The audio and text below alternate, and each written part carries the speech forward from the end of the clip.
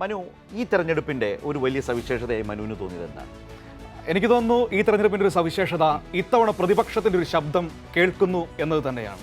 അത് ഞാൻ പറയാൻ കാരണം, ആദ്യഘട്ടത്തിൽ 400 സീറ്റ് എന്ന് പറഞ്ഞായിരുന്നു ആദ്യ 2 ഘട്ടത്തിൽ പ്രധാനമന്ത്രിയുടെ ഹിന്ദി പഠിച്ചു കേട്ടോ. അതെ, 400 സീറ്റ് എന്ന് പറഞ്ഞു തുടങ്ങി. പക്ഷേ പിന്നീട് ആ 400 സീറ്റും ഗ്യാരണ്ടിയും ഒക്കെ മാറി പതിവ് ശൈലിയിലേക്ക്, അതായത് തീവ്ര വർഗീയതയിലേക്ക് പോകുന്നത് കണ്ടു. അതായത് ഈ 400 സീറ്റൊന്നും കിട്ടാൻ പോകുന്നില്ല, ശക്തമായ പ്രതിപക്ഷമുണ്ട്, ഇന്ത്യ മുന്നണിക്ക് സ്വാധീനമുണ്ട് എന്ന് BJP തിരിച്ചറിയുന്നു. പ്രധാനമന്ത്രിക്ക് ഒരു ഘട്ടത്തിൽ പറയേണ്ടി വന്നു, ഇന്ത്യ മുന്നണിക്ക് അധികാരം കിട്ടിയാൽ എന്ന് 5 പ്രധാനമന്ത്രിമാരുണ്ടാകുമെന്ന് പറയേണ്ടി വന്നു. അതൊക്കെ ഒരു തിരിച്ചറിവിൻ്റെ ഒരു തിരിച്ചറിവ് BJPക്ക് ഉണ്ടായി എന്ന് ഞാൻ വിശ്വസിക്കുന്ന കാഴ്ചകളായിരുന്നു. ശരിയാണ്, മനു പറഞ്ഞതുപോലത്തെ ഒരു കാഴ്ച ഈ തെരഞ്ഞെടുപ്പിൻ്റെ കാഴ്ചയായിരുന്നു.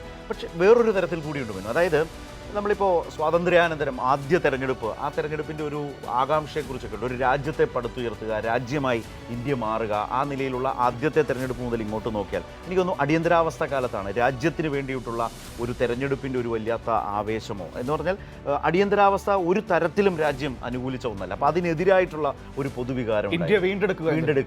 ഇത്തവണ നോക്കൂ, ഇത്തവണ ജനാധിപത്യത്തെ നിലനിർത്തുക, ഭരണഘടനയുടെ സംരക്ഷണം, രാജ്യത്തെ തന്നെ സംരക്ഷിക്കുക, രാജ്യത്തെ രാജ്യമായി മതനിരപേക്ഷ രാജ്യമായി നിലനിർത്തുക എന്ന് പറയുന്ന നിലയിലേക്കുള്ളൊരു കാലം 19-ൽ നിന്നും കുറെ കൂടി, 19-ലൊക്കെ വർഗീയതയ്ക്കെതിരായ വലിയൊരു ആകുലതയോ ആശങ്കയോ തെരഞ്ഞെടുപ്പിലൊക്കെ ചർച്ച ചെയ്യപ്പെട്ടിട്ടുണ്ട് പല കോണിലും, ഇന്ത്യ മൊത്തം എന്ന് പറയാനുമാവില്ല. പക്ഷേ ഇത്തവണ ആ അതിവർഗീയതയ്ക്കും തീവ്രവർഗീയതയ്ക്കൊപ്പം തന്നെ രാജ്യത്തെ നിലനിർത്തുക, തിരിച്ചു പിടിക്കുക, ഭരണഘടന സംരക്ഷിക്കുക, ജനാധിപത്യത്തെ ഉറപ്പിച്ചു നിർത്തുക എന്ന് പറയുന്ന തരത്തിലാണ് ഈ തെരഞ്ഞെടുപ്പിൻ്റെ ഒരു രാഷ്ട്രീയ സവിശേഷത.